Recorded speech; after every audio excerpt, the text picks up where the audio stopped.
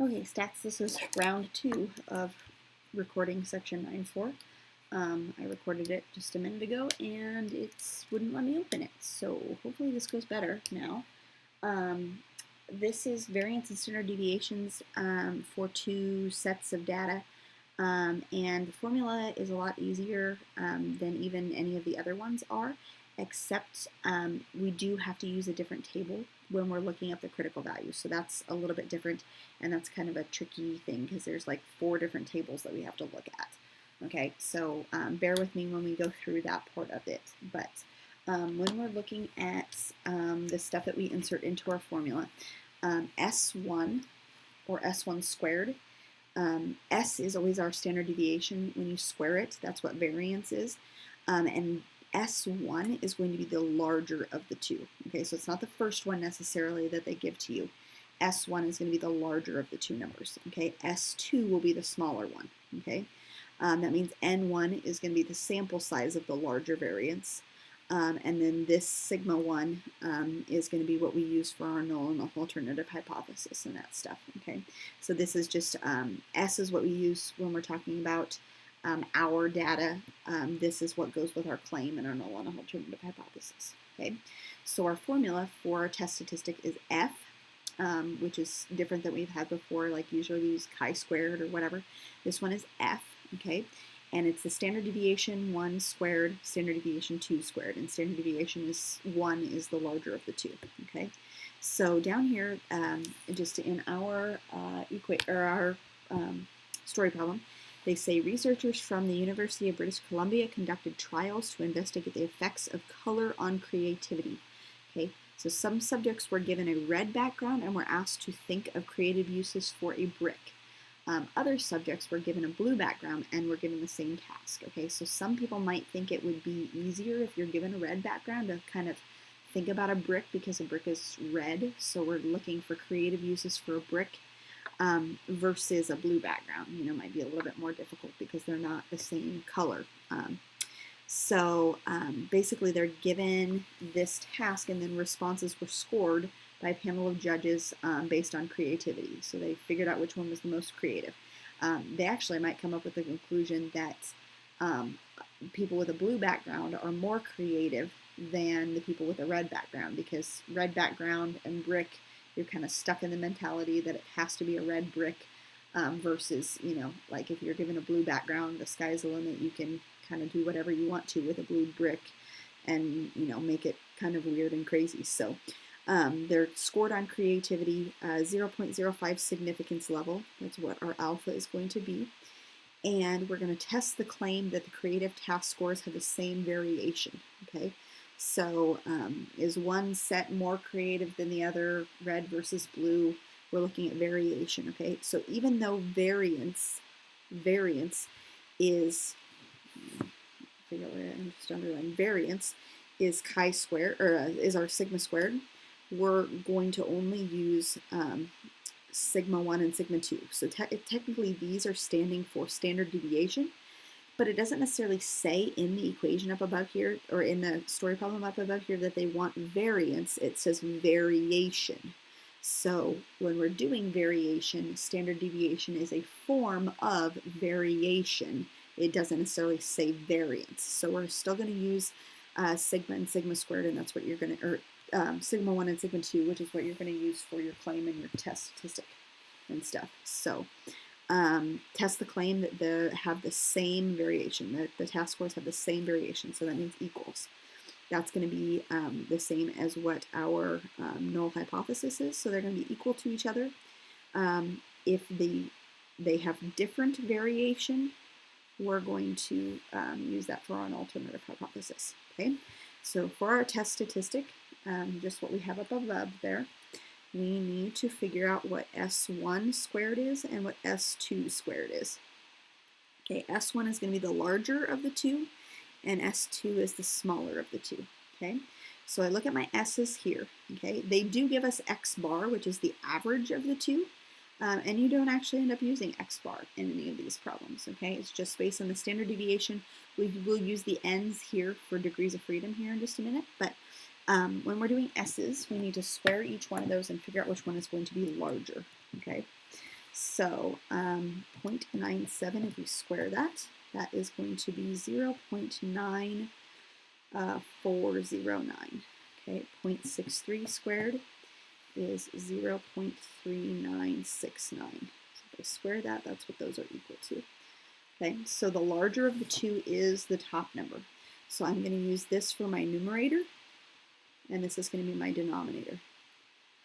Basically, this is 2 and this is number 1. Okay, so the numerator is the S1, denominator is the S2.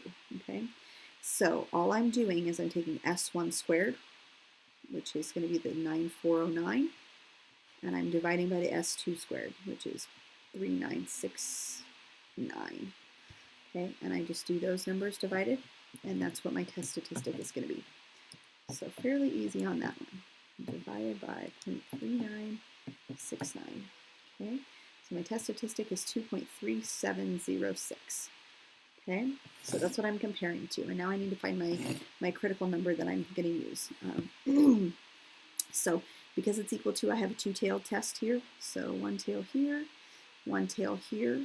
My alpha value is 5%, split up over into two pieces, so 2.5% and 2.5%. Now, I will kind of bring this to your attention, I guess. When you're dealing with standard deviation, we will never have a negative standard deviation just because standard deviation is never negative, which means that this number will never be a negative number. So we're always going to be looking at this tail right here.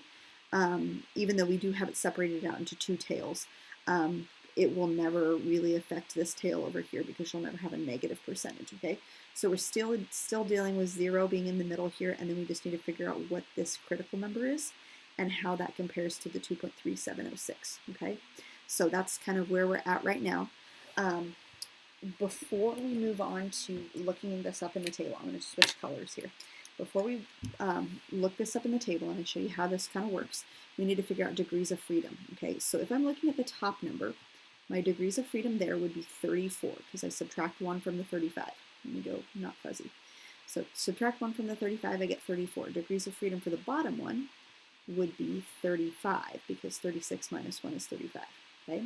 All right, so the degrees of freedom of my numerator is 34. Degrees of freedom of my denominator is 35. So keep that in mind, all right?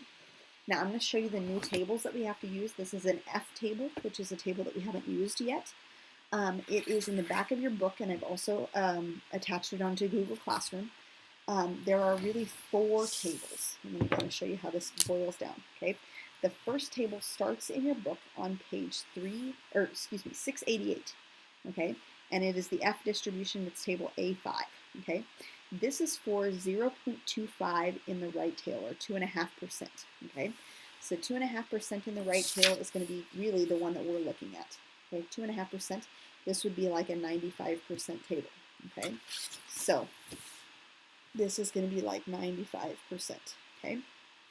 Now, these are numerator degrees of freedom and denominator degrees of freedom. We'll talk about that here in a second, but this table goes numerator degrees of freedom 1, 2, 3, 4, 5, all the way through 9, and then it jumps over to the next page, and this is just a continuation of the other table. So it does look like there's 4 pages, but it's really only 2 tables because these two are connected together, okay? This goes 10 through 120, okay? So this is just a continuation of that one. This is 0.25% or 2.5% basically. If I go to the next page, which I also have on here, these two pages, I can't zoom out any further. These 2 pages are going to be both together as well, and this is 5% in each tail. So this, if there's 5% in each tail, this would really be a 90% confidence interval, or 90% in the middle here. But this is what you would use, or these 2 tables are what you would use if you had 5% in each. And again, that goes 1 through 9, and then 10 through 120. Okay, so we want to flip back to the other one. We want to go to the 2.5%. And what I'm doing is I'm looking at, so we concluded over here, let me get this all on the same page here. We made the conclusion that the degrees of freedom for the numerator was 34, and the degrees of freedom for the denominator was 35, okay? So I'm going to look at the second page of the first table, okay, which talks about degrees of freedom for the numerator and on the top, and degrees of freedom for the denominator on the side. So I want 34 on the top and I want 35 on the side. Okay. Well, there is no 34. It's 30 and 40, and I always round down. So I'm going to round to 30. Okay, so I'm looking at 30 column.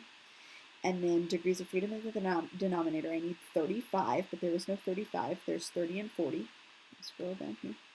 Okay, there's 30 and 40. And 30 and 40 I'm going to round down again, which is actually upwards in the table.